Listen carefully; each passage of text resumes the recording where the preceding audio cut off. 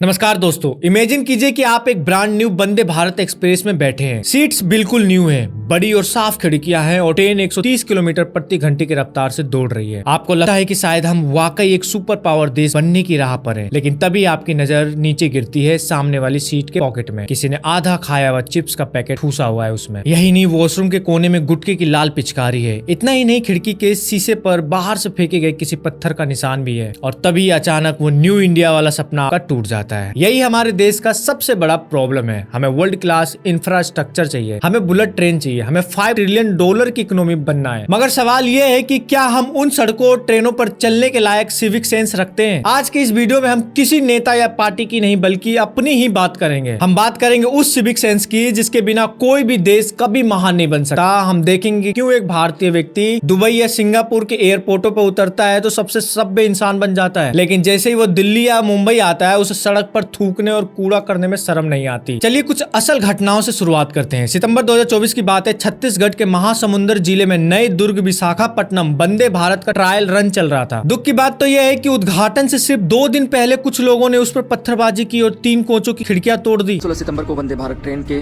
Trial run के दौरान हुई, जब ट्रेन सुबह 7:10 पर महासमुंद से रवाना हुई। पथराव के दौरान ट्रेन की 3 बोगियों की खिड़कियों के शीशे टूट गए, जिससे यात्रियों और ट्रेन के चालक दल के बीच भय का माहौल पैदा हो गया। सोचिए, जो ट्रेन आपकी सुविधा के लिए है, आप उसे ही क्यों नुकसान पहुंचा रहे हैं। दिसंबर 2024 में एक और वीडियो वायरल हुआ जहां एक युवक चलती ट्रेन में रील बनाने के चक्कर में सीट का कवर फाड़कर खिड़की से बाहर फेंक रहा था।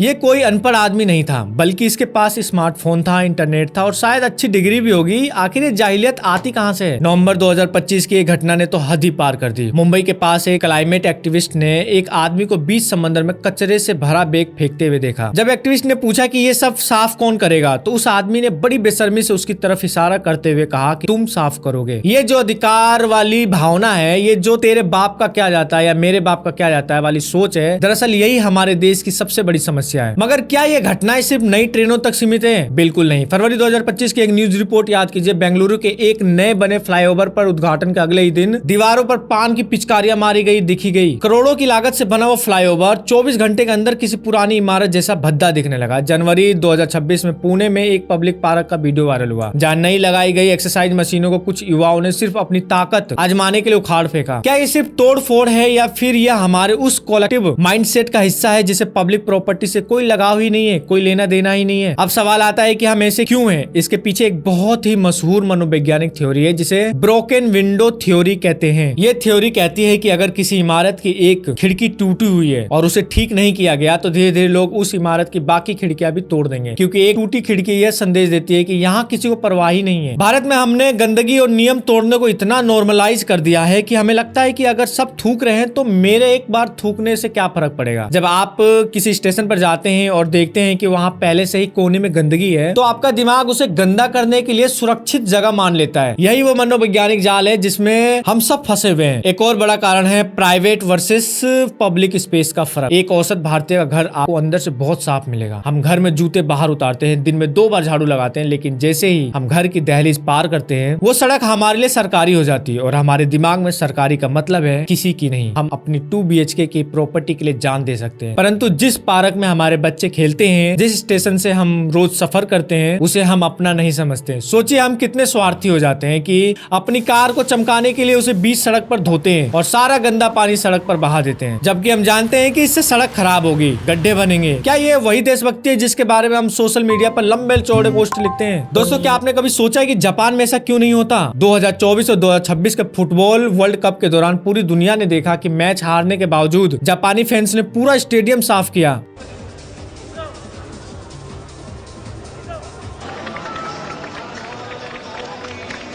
Why are you doing this? Respect. I'm cleaning because it is respecting the culture of Japan and also here in Qatar, you know. So it's cleanliness is close to godliness as well, you know. Japan में बच्चों को school में खुद toilet साफ करना सिखाया जाता है। वहाँ कोई काम छोटा नहीं होता, लिहाजा वहाँ अनुशासन डिसिप्लिन ही उनकी पहचान है। दूसरी तरफ हम हैं जो गर्व से कहते हैं कि हम इंडियंस जुगाड़ू हैं, लेकिन हकीकत में कई बार ये जुगाड़ सिर्फ नियमों को तोड़ने का एक बहाना होता है। जैसे कि हेलमेट से बचने के लिए शॉर्टकट गली लेना या रेड लाइट जंप करने के लिए फुटपाथ से बाइक चढ़ा देना। ये जुगाड़ नहीं बल्कि ये अव्यवस्था है। 2025 का वो वीडियो याद है, एक पुलिस वाला ट्रेन के कोच में बैठकर मजे से मूंगफली चबा रहा था और छिलके फर्श पर ऐसे बिखेर रहा था जैसे वो उसका अपना घर हो। और जब पास बैठे एक मुसाफिर ने टोकने की हिम्मत की तो जवाब मिला, तेरे बाप की मेट्रो है क्या, या तेरे बाप की ट्रेन है क्या, साफ करने के लिए नौकर रखे हैं वो करेंगे। ये सिर्फ एक जवाब नहीं है, ये उस खतरनाक ईगो की सड़न है जो हमारे सिस्टम में घुस चुकी है। जब एक वर्दी वाला जिसे कानून की रक्षा करनी थी वही कानून की धज्जियां उड़ाते हुए ये कहे कि नियम मेरे लिए नहीं है, तो आम आदमी का सिस्टम पर से तो भरोसा ही उठ जाएगा। अब असली तमाशा देखिए, यही आदमी जब किसी मल्टीप्लेक्स में 500 रुपए की पॉपकॉर्न खाता है तो डस्टबिन ढूंढने के लिए पूरा होल छान मारता है। क्यों? क्योंकि वहाँ उसे अपनी हैसियत क्लास दिखानी होती है। वहाँ उसे डर लगता है कि कोई उसे गवार ना समझ ले। लेकिन सरकारी बस या ट्रेन में वहाँ उसे तमीज की जरूरत महसूस नहीं होती, क्योंकि उसे लगता है कि पब्लिक प्रॉपर्टी तो लवारिस है, ये तो सबके बाप की है। यही हमारे देश की सबसे बड़ी विडंबना है। हम अपनी क्लास दिखाने के लिए तो सभ्य बनते हैं, लेकिन अपनी जिम्मेदारी निभाने के वक्त हम फिर से उसी घटिया मानसिकता में उतर जाते हैं। अक्सर हम कहते हैं कि सिस्टम खराब है, डस्टबिन नहीं है, पुलिस पैसे लेती है। चलो मान लेते हैं कि सिस्टम में कमियां हैं, लेकिन क्या सरकार को आपके पीछे एक सिपाही खड़ा करना चाहिए जो आपको बताए कि रेड लाइट पर रुकना है? क्या प्रधानमंत्री को आपके पास आकर कहना चाहिए कि गुटखा खाकर सड़क पर मत थूको? मई 2025 में लखनऊ में एक व्यस्त चौराहे पर एक एम्बुलेंस फंस गई क्योंकि लोग अपनी कारों को 1 इंच भर भी पीछे हटाने को तैयार नहीं थे। हर किसी को लगता था कि मैं क्यों हटूं, पहले वो हटे। उस एम्बुलेंस में किसी की जान जा सकती थी। क्या वहाँ भी सिस्टम खराब था या फिर वहाँ हमारी इंसानियत और सिविक सेंस मर चुका था? डेटा बताता है कि दुनिया की सिर्फ 1% गाड़ियां भारत में है, लेकिन इसके बावजूद दुनिया की 11% सड़क दुर्घटनाएं भारत में होती है। इनमें ज्यादातर मौतें खराब सड़कों की वजह से नहीं बल्कि खराब सिविक सेंस की वजह से होती हैं। जरा सड़क की स्थिति देखिए, यह एक ऐसी सड़क है जहां कोई गड्ढा नहीं है, रास्ता बिल्कुल साफ है, फिर भी वहां आपको कोई ऐसा ड्राइवर जरूर मिल जाएगा जो गाड़ियां ऐसे भगा रहा होगा जैसे कि वो अपनी जान हथेली पर रखकर अस्पताल के लिए भाग रहा हो। और तभी अचानक गलत साइड से आता है, सामने से एक बड़ा ट्रक आ जाता है। वो ड्राइवर घबराता है और अपनी गलती को छुपाने की कोशिश में अपनी गाड़ी मोड़ता है, जिसका नतीजा ये होता है कि टक्कर एक मासूम बाइक सवार और सड़क पर चल रहे पैदल यात्री को लगती है। अब यहाँ सवाल पूछिए कि गलती किसकी थी? गलती उस लापरवाह ड्राइवर की थी, लेकिन सजा उसे मिली जो अपनी सही लेन में चल रहा था। जो गलत नहीं था वही सबसे ज्यादा भुगतता है। दोस्तों, एक और उदाहरण देखिए जो हमें रोजाना देखने को मिलता है। लोग स्कूटर गाड़ियां गलत साइड पर चला रहे होते हैं, मगर उनका एटीट्यूड ऐसा होता है जैसे सामने वाले ने कोई बहुत बड़ा गुनाह कर दिया हो। वे आपसे ऐसे लड़ेंगे जैसे सड़क उनके नाम पर रजिस्ट्री की गई हो। रॉन्ग साइड ड्राइविंग, बिना हेलमेट के चलना, बेवजह हॉर्न बजाना, ये सब क्या है? हम सब मिलकर अपने ही पैरों पर कुल्हाड़ी मार रहे हैं, जो हम हर रोज कर रहे हैं। जून 2024 की एक रिपोर्ट के मुताबिक मुंबई की सड़कों पर होने वाला नॉइज पोल्यूशन दुनिया के सबसे ऊंचे स्तरों में से एक है। क्यों? क्योंकि हमें हर 1 सेकंड पर हॉर्न बजाने की बीमारी हो गई है। रेड लाइट अभी ग्रीन हुई भी नहीं कि पीछे से 50 लोग हॉर्न बजाना शुरू कर देते हैं। क्या इससे ट्रैफिक जल्दी खुल जाता है? नहीं, बल्कि सिर्फ तनाव, स्ट्रेस बढ़ता है। ये सोचिए अगर आपके कान पे कोई बार बार हॉर्न बजाए पौ पौ पौ तो कैसा आपको लगेगा? जब हम नालियों में प्लास्टिक फेंकते हैं तो बारिश में शहर डूब जाते हैं। याद करिए जुलाई 2025 का वो मंजर जब दिल्ली और गुड़गांव की सड़कों पर पानी का सैलाब ओवरफ्लो हो गया था। ये सिर्फ कुदरत का कहर नहीं था बल्कि उन कचड़े के छिलकों और प्लास्टिक का नतीजा था जो हम बाप की मेट्रो नहीं है बोलकर सड़कों पर फेंक देते हैं। जब नाले जाम होते हैं और पानी ओवरफ्लो होकर आपके घरों में घुसता है तब समझ में आता है कि वो एक मूंगफली का छिलका कितना महंगा पड़ा। जब हम सरकारी संपत्ति तोड़ते हैं तो टैक्स का पैसा उसकी मरम्मत में जाता है, जबकि वही पैसा शिक्षा या स्वास्थ्य पर खर्च हो सकता था। सोचिए रेलवे हर साल 1200 करोड़ रुपए सिर्फ पान के दाग छुड़ाने और तोड़ी गई सीटों को बदलने में खर्च कर देता है। अगर यही पैसा नई ट्रेनों या बेहतर सुविधाओं में लगता तो आज हमारा रेल नेटवर्क कहाँ होता। खराब सिविक सेंस हमारे पर टूरिज्म को भी बर्बाद करता है। कोई विदेशी टूरिस्ट जब ताजमहल देखने आता है और उसे चारों तरफ गंदगी और धक्का मुक्की मिलती है तो वो वापस जाकर ये नहीं कहता कि सरकार खराब थी, बल्कि वो कहता है कि भारत ऐसा ही है जैसा पहले था। अक्टूबर 2025 में एक विदेशी ब्लॉगर का वीडियो वायरल हुआ जिसमें वाराणसी की गलियों में उसे कुछ स्थानीय लोग परेशान कर रहे थे। holy river. You have to be. This is our holy river. So many people are taking past here. नहीं सर जी.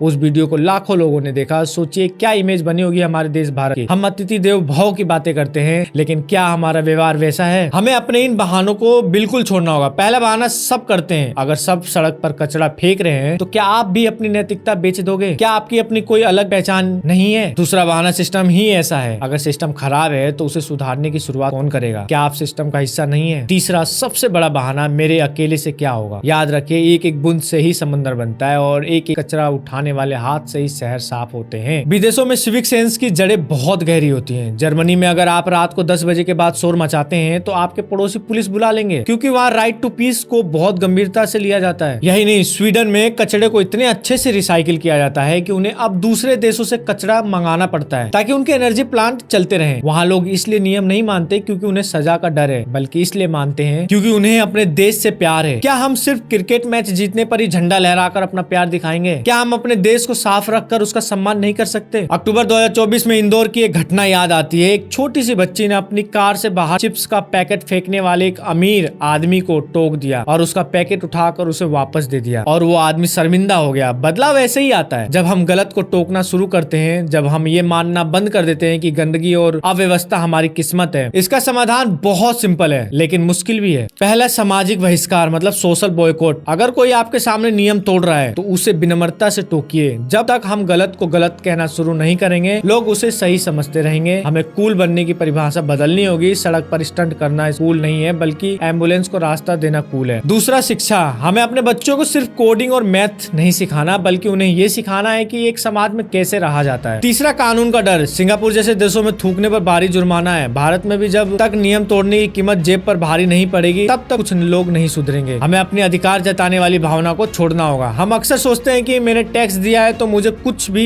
करने की आजादी है। सच तो यह है कि टैक्स देना आपका कर्तव्य है, कोई एहसान नहीं करते आप। और टैक्स देने से आपको सड़क पर थूकने या रेड लाइट जंप करने का लाइसेंस नहीं मिल जाता। असल में एक सच्चा नागरिक वो है जो तब भी नियमों का पालन करे जब उसे कोई देख ना रहा हो। सोचिए, अगर भारत की हर गली चंडीगढ़ या मैसूर जैसी साफ हो जाए, अगर हर ड्राइवर लेन के नियमों का पालन करे, अगर कोई भी पब्लिक वॉशरूम जाने से नहीं डरे, ये सब मुमकिन है। मगर इसके लिए हमें चलता है वाले रवैये को नहीं चलेगा में बदलना होगा। सिविक सेंस कोई रॉकेट साइंस नहीं है, ये सिर्फ दूसरों के प्रति थोड़ा सा सम्मान और अपनी जिम्मेदारी का एहसास दिलाना होता है। अंत में मैं बस इतना ही पूछना चाहता हूँ कि क्या हम वाकई एक विकसित देश कहलाने के लायक हैं? सड़कें बन जाएगी, एयरपोर्ट बन जाएंगे, जीडीपी भी बढ़ जाएगी, लेकिन क्या हमारी सोच बदलेगी? हम अक्सर पूछते हैं कि भारत कब बदलेगा। असल सवाल ये है कि आप कब बदलेंगे, हम कब बदलेंगे, क्योंकि भारत कोई नक्शा नहीं है। भारत 140 करोड़ लोगों का समूह है। अगर हर कोई अपनी जिम्मेदारी समझ ले तो हमें किसी चमत्कार की जरूरत बिल्कुल नहीं पड़ेगी। अगली बार जब आप पब्लिक प्लेस में हो और आपके हाथ में कोई छोटा सा रैपर हो